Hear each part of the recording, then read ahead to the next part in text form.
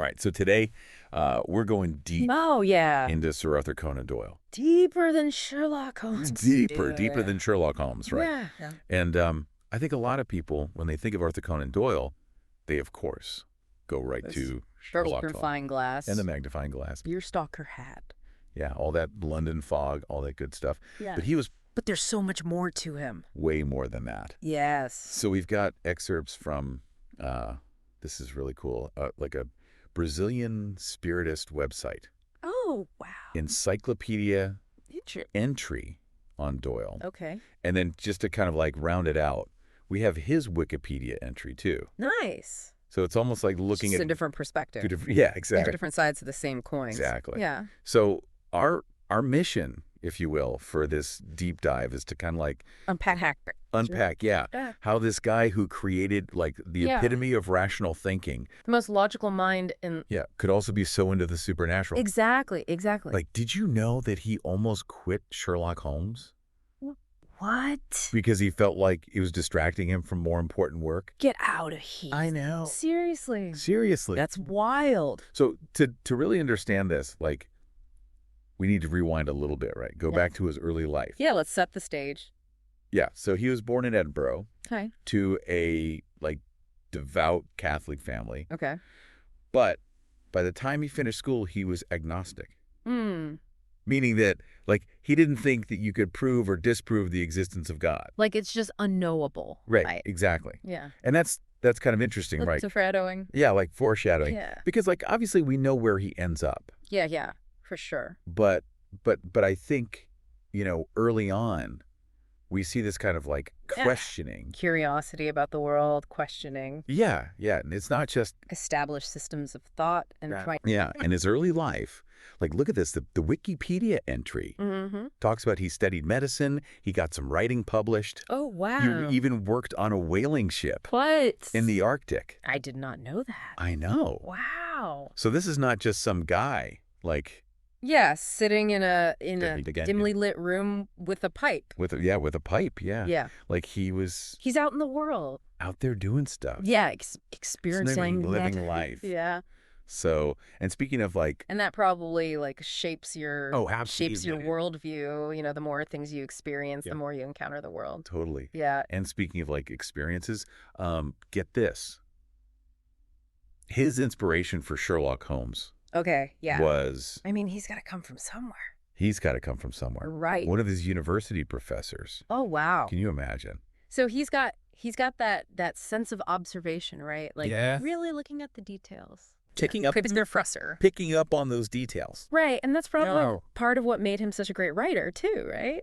Absolutely. Those details. The attention to detail. Yeah. Yeah, but so... Here's the thing. Okay. While he's creating this master of logic, right? Yeah. Doyle himself is already poking around in like what people at the time considered... The fringe stuff. Yeah, the fringe stuff. Yeah. Like he wasn't just reading about it. Right. He was actually investigating mediums. Like going to seances and stuff. Yeah. And the Spiritist website, it describes this one message that he gets during a session. Okay. And, like, that just totally convinced him. Wow. That spiritual communication was legit. That's like a turning point, you know? It's a total turning point. Yeah. It's like, I don't know, you try a new hobby, you take a class, you're like, wait, this is it. This is my thing. This is my thing. Yeah, like finding your passion. Yeah, but for him, it was more than a hobby. Right. This became, like, core to who he was. It's like he'd been searching for something, and he finally found it. Totally. Yeah. And to show you how much he had believed in this, the guy actually turned down honors and stuff that would have required him to, like, renounce his beliefs. Wow. Talk about conviction, right? Yeah. That's putting your money where your mouth is. Yeah, he's not just, like, dabbling in this. That's this is all in. Exactly. Yeah, and it's interesting to think about, you know, what was the social climate like at the time? Oh, yeah. This is like the late 1800s. Yeah, this is when spiritualism is really starting to gain traction. Yeah, it's like... But it's still very much on the fringes. Yeah, super fringe. For him to come out so publicly... Yeah, he's not just writing a story. This is a statement. This is a statement, right? Yeah. He's risking his reputation, social standing. Everything. Everything, yeah.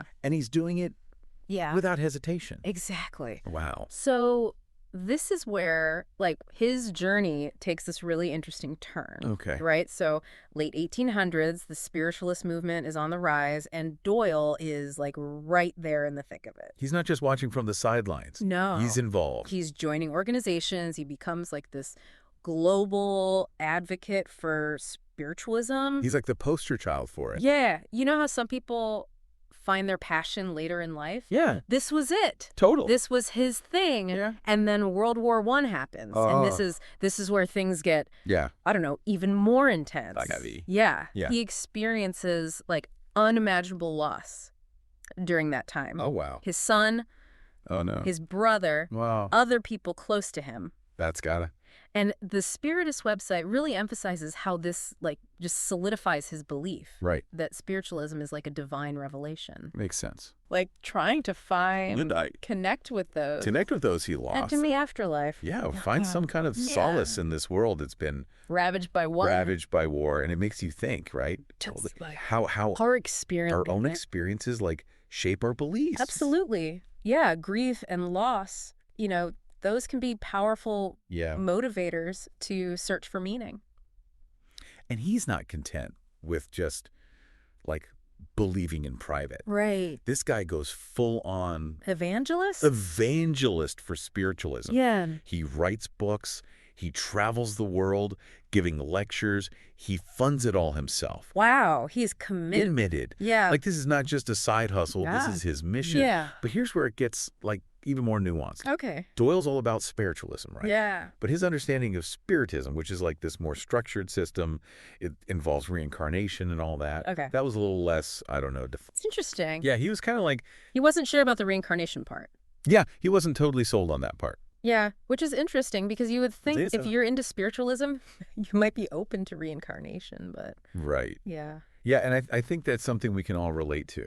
Right. Yeah, for sure. Like, even when we share common ground with people, right? There's always those little nuances, about this. The finer points where you where we're like, well, disagree. Yeah, I'm not so sure about that. Yeah. And that's what makes life interesting, right? Absolutely. It's those differences that keep things interesting. Yeah.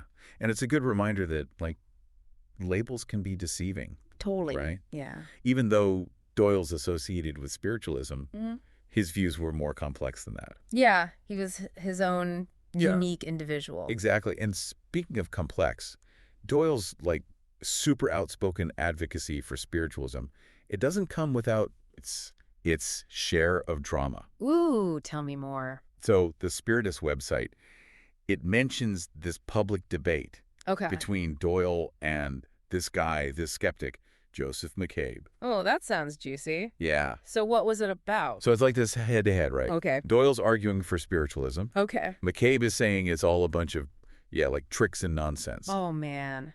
Can you imagine being a fly on the wall for that? Oh, I would have loved to have been there. Right. It's like logic and reason versus faith in the unseen. Totally, like a battle of the titans. Totally, a battle of the titans. Yeah, the clash of ideologies. Yeah, and it shows you how, like, polarized people were about it. Yeah. But that's not even the juiciest part. There's more. Oh, yeah. Okay, lay it on me. So Doyle and Harry Houdini. Oh, wow. Those are two big names. Two big names. Yeah.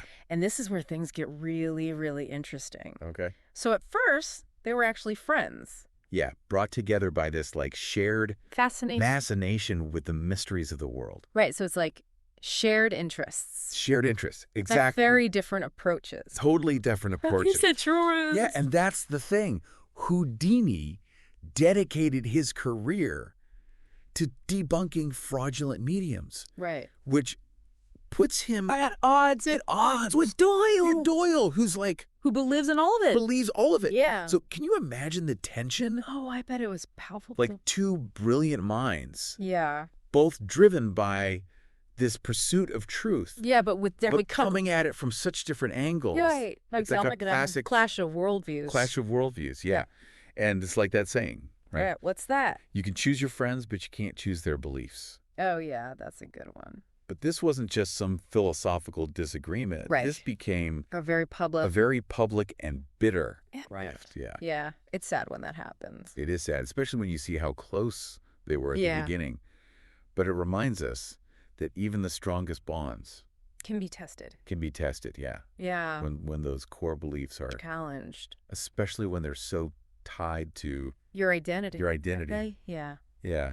And sadly, this wasn't an isolated thing. Oh, really? Yeah, both the Spiritist website and Doyle's Wikipedia entry, they mentioned other times where he defended these mediums who were later, like... exposed as frauds. Exposed as frauds. Oh.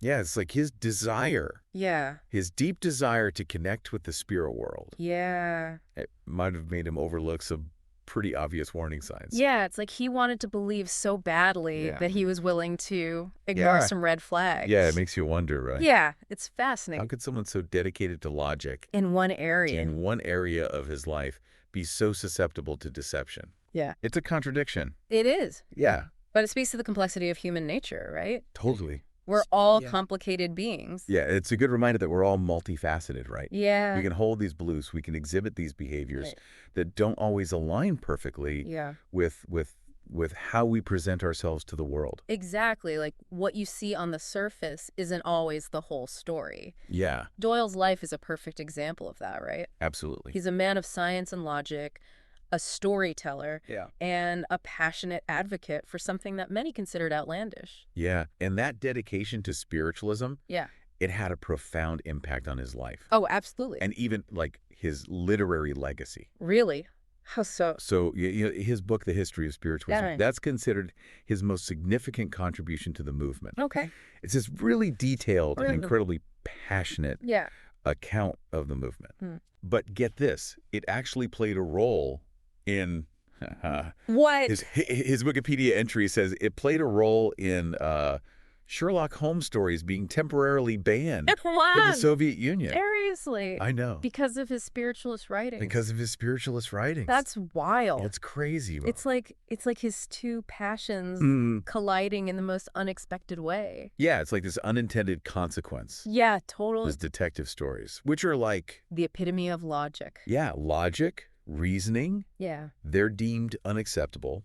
Because of the supernatural. Because of the supernatural. It's wild, right? It is wild. But it makes you think, right? Like, how can these two seemingly opposite sides of himself, coexist and actually influence each other? Right, right. And speaking of influence, the Brazilian Spiritist Encyclopedia, it has this quote from a philosopher named Herculano Pires, and he praises Doyle's, like, diverse contributions and calls his work gigantic. Wow.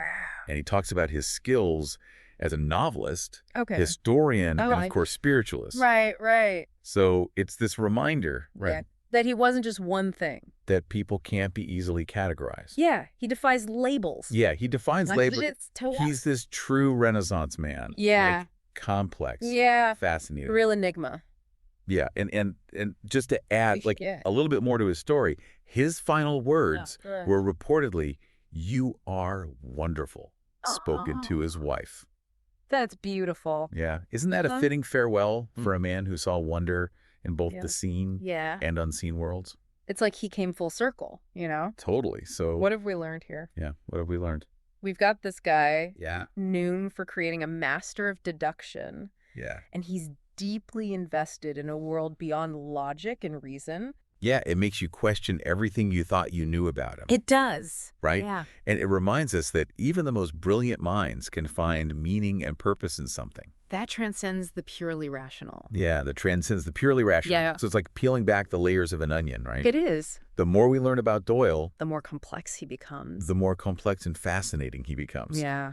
And it makes you wonder, knowing what we now know about his beliefs, can we see any hints of them in his Sherlock Holmes stories? That's a great question. It is right. And one we'll delve into further as we continue our deep dive into the world of Sir Arthur Conan Doyle. I'm excited. Me too. This is going to be good. It's going to be good. It's like we're doing our own detective work here. Right. Like following the clues. Yeah, exactly. To understand the man behind the stories. Yeah. And speaking of clues, remember those clashes and controversies we talked about? Oh, yeah. Doyle and Houdini, that's a prime example. Oh, man, those two. Of how shared passions Yeah. can sometimes lead to some serious conflict. Yeah, you've got Houdini the master illusionist. Right. Dedicated to exposing those fraudulent mediums. And then you've got Doyle. Yeah, who's completely convinced that it's all real. Yeah, he's like, nope, this is legit. It's like a real-life mystery unfolding. Totally. And the fact that they started out as friends... I know. Makes it even more intriguing. It's like they were drawn together by this shared curiosity about the unknown. Yeah, but with totally different approaches to truth. And that's what's so fascinating, right? Yeah. They both saw themselves as these champions of truth. Totally. Each using their own methods to, like, unveil it. Exactly. So Houdini's using illusions. Right. He's debunking things. He wants to expose the tricks and the deception. Right. He thinks it's all fake? Yeah, he's like, come on, people, wake up. Exactly. And Doyle's over here like, no, this is genuine spiritual communication. I can just imagine the conversations they must have had. Passionately debating back and forth. It must have been so intense. Can you picture it? Oh, yeah, like sparks flying. Yeah. It's like something out of a Doyle story itself. Right, except the mystery isn't a crime. It's this clash of beliefs. Exactly. And unfortunately, those differing views led to a split. They led to a very public and very bitter split. Yeah, and it reminds us, right, that even deep friendships can be tested when you start challenging those core beliefs. Especially when those beliefs are so tied to who you are. Yeah, it's part of your identity. Exactly. And it wasn't just Houdini either. Oh, really? Both the Spiritist website and the Wikipedia entry mention other instances where Doyle defended mediums who were later, like, totally exposed as frauds. Yeah, it's like his sincere desire to connect with the spirit world. Yeah. To find meaning in those connections. Maybe it blinded him to the possibility of deception. That makes sense, right? It does. Like, if you want something so badly, you might overlook those red flags. You're willing to ignore those warning signs. Yeah, because you want to believe it so much. And I think that speaks to the power of belief. Oh, absolutely. Right? Like how it can influence our perceptions, even our actions. Even the smartest people can get caught up in it. Exactly. Even the most brilliant minds, the most logical thinkers. We're all human. We're all human. We're all susceptible to that. And Doyle's life is such a great example of that. It really is. We see this man of science and logic, the creator of the ultimate rational thinker, Sherlock Holmes. Right. But also this passionate believer in the unseen, in this realm, beyond the physical world. It's like these two sides of him were always in conversation. I love that in conversation. Right. Yeah, like influencing each other in subtle ways. It's like one of those Venn diagrams, you know? I love a good Venn diagram. Right, where those two circles overlap. Yeah, and that overlap is where his brilliance, his curiosity, and his belief in the spiritual all come together. It all mixes together. It all mixes together, and you can't separate them. And it makes you think, right? Oh, yeah. How did that influence his writing? Exactly. Even Sherlock Holmes. I know we always think of Sherlock Holmes as this, like... the epitome of logic. Yeah, the ultimate logician. Yeah. But knowing what we know about Doyle now... Right. Can we go back and reread those stories and see any hints of the supernatural woven in there? There's like a whole new layer to explore. Right. Like maybe those seemingly impossible deductions, those moments of brilliant insight, were influenced by his unbelief in these unseen forces. Like maybe subconsciously? Yeah, subconsciously. It's like we have to look for those hidden clues. It's like one of those hidden picture puzzles. I love those. You know, where you have to look really closely to find that image hidden within the larger picture. Oh, yeah. And in this case, we're trying to find the spiritual hidden within the rational world of Sherlock Holmes. Oh, that's such a cool way to think about it. Yeah. I love that. It's like a challenge. It is a challenge. Yeah. And it makes you appreciate how even the most well-known figures can still surprise us. Yeah. Right? There's always more to learn. Absolutely. Even about someone like Doyle, who's been the subject of tons of biographies. Exactly. There's always something more beneath the surface. Always more to uncover. And Doyle's a perfect example of that. Totally. But before we get totally lost in the world of Sherlock Holmes, let's not forget about Doyle's own contribution to spiritualist literature. Yeah, we can't forget about the history of spiritualism. Exactly. Yeah. That's his most enduring legacy in the world of spiritualism. It's a big one. Yeah. It's a meticulously researched and passionately written account. Yeah, and Remember, this wasn't just some obscure book that disappeared into the void. No, it had a real impact. It had a real impact. Remember how his spiritualist writings were cited as a reason for the temporary ban of Sherlock Holmes stories? Yeah, in the Soviet Union. It's crazy. Can you imagine? It's wild. His detective stories, celebrated for their logic and deduction, Yeah. deemed unacceptable. Because of the supernatural. Because of his association with the supernatural. It's like those two sides of his life colliding in this unexpected way. It's like his belief in the unseen world couldn't be contained. Yeah, it just spilled over into everything. Yeah, it's a testament to the power of belief. Right? Well, yeah, for sure. How it can influence perceptions, even political decisions.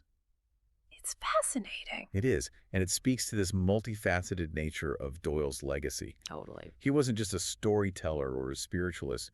He was this complex figure. Yeah, complicated guy. Who continues to spark debate and inspire new interpretations even today. Yeah, he was ahead of his time in a lot of ways. Oh, yeah. And speaking of interpretations, that Brazilian Spiritist encyclopedia. Yeah. It has this great quote from the philosopher Herculano Pires. Oh, okay. And he calls Doyle's work gigantic. Wow. And he talks about his skills as a novelist, a historian, and of course a spiritualist. Like you can't put him in a box. You can't put him in a box. Yeah. He was this true Renaissance man. He embraced it all. Yeah, he embraced both the rational and the spiritual. Yeah. And he left behind this legacy that continues to intrigue and inspire us. I think that's a great way to sum it up. And to add a final touch of like wonder to his story, his last words were reportedly, "You are wonderful," spoken to his wife. That's so sweet. Isn't that beautiful? It is. It's like a perfect farewell. Yeah. For a man who saw wonder in both the seen and unseen worlds. Exactly. It's a great reminder that life is full of surprises and there's always more to discover. Always more beneath the surface, right? Always. And Doyle's life is a perfect example of that. It really is. So where do we go from here? Well, we've explored this man who created a master of deduction. Yeah. Only to discover that he was deeply invested in a world beyond logic and reason. Yeah, it makes you question everything you thought you knew about him. It really does. Right. Yeah, it's like it reminds us that even the most brilliant minds can find meaning and purpose in something beyond what we can see and touch. That transcends the purely rational. Absolutely. It's like peeling back the layers of an onion. The more we learn about Doyle, the more complex and fascinating he becomes. Yeah, the more you learn, the more you realize there's still more to learn. Exactly. And it makes you wonder, knowing what we know now about his beliefs. Yeah. Can we see any hints of them reflected in his Sherlock Holmes stories? That's the question we need to answer. It is. And it's one we'll delve into as we continue our deep dive into the world of Sir Arthur Conan Doyle. It really does make you want to look at those stories differently now. Yeah, like with a fresh perspective. Yeah, with a fresh perspective, knowing what we know about Doyle himself. It's almost like a challenge. Yeah. Can we see Doyle in Sherlock Holmes? Right. Can we see those beliefs reflected in the stories? Exactly. Like I'm thinking about those moments where Holmes, he's all about logic. Right. That's his thing. That's his thing.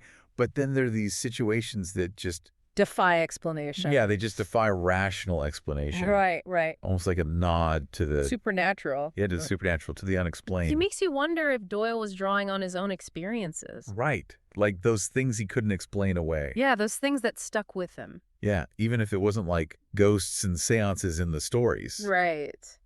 Maybe it was more about the themes? Yeah, the deeper stuff. Yeah, the deeper stuff like life and death and the mysteries of the mind. Those big questions. Yeah, those big questions that, spiritualism tries to grapple with. It's like there's this hidden layer of meaning. Ooh, I like that. Right, like a subtle nod to the possibility of something beyond the material world. Yeah, beyond what we can see and touch. It's like those optical illusions, Oh, yeah. You look at it one way, and it's one thing. Yeah. But then you shift your perspective. And boom, there's something else there. And there's a whole other image, yeah. Yeah, and maybe that's what we need to do with Sherlock Holmes. Like retrain our eyes. Exactly. To see those hidden depths. To see those spiritual undercurrents. That reflect Doyle's own journey. It makes you appreciate the power of literature, right? Oh, yeah. How it can have multiple layers of meaning. Yeah, like it's not just a one-time read. No, it's something you can revisit. Yeah, you can revisit it. And discover new things. And discover new things each time. Yeah, like depending on where you are in your own life. Exactly. Your own experiences, your own beliefs. Yeah, and that's what makes it so exciting, right? Absolutely. Like it's a conversation. Yeah, between the reader and the writer? Between the reader and the writer, yeah. Across time. Across time, yeah. And I think with Doyle, it's even more fascinating because we know about his beliefs, right? So we can't help but see those stories through that lens. Through that lens, yeah. It's like he's inviting us to think deeper. To think deeper, to look beyond the surface clues. To question our own assumptions. Yeah, to question our own assumptions about the world. About what's possible. About what's possible, yeah. And that's the thing about Doyle. Yeah. He wasn't just writing detective fiction. He was exploring these big ideas. Yeah, these big ideas about life and death and the nature of reality. And that's what makes him so relevant. Yeah, even today. Even today, right? Yeah, because those are the things that we're all grappling with. That we're all grappling with, regardless of our own personal beliefs. Exactly. And whether you agree with Doyle's spiritualism or not, you have to admire his courage. Yeah, to go against the grain. Yeah, to challenge conventional thinking. To pursue what he believed in. To follow his own path. Yeah, even when it was unpopular. Even when it made him a target. And that's a powerful lesson, I think. Yeah, to be true to yourself. Yeah, to be true to yourself. To stand up for what you believe in. Even when it's hard. Even when it's hard. Yeah, and that's the legacy of Sir Arthur Conan Doyle, right? He wasn't just a writer of detective stories. He was a complex individual. A thinker. A seeker. A seeker, yeah. Someone who dared to explore those boundaries. Of belief.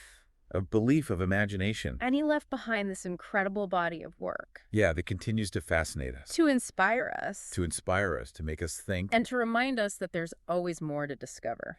So next time you pick up a Sherlock Holmes story, remember the man behind the magnifying glass? The man who saw wonder in both worlds. Yeah, the seen and the unseen. The man who challenged us to look beyond the surface. And to embrace the mysteries of the human experience. And on that note, thank you for joining us on this deep dive into the life and beliefs of Sir Arthur Conan Doyle. We hope you've enjoyed exploring this fascinating figure with us. And maybe even discovered something new about yourself along the way. Happy reading, everyone.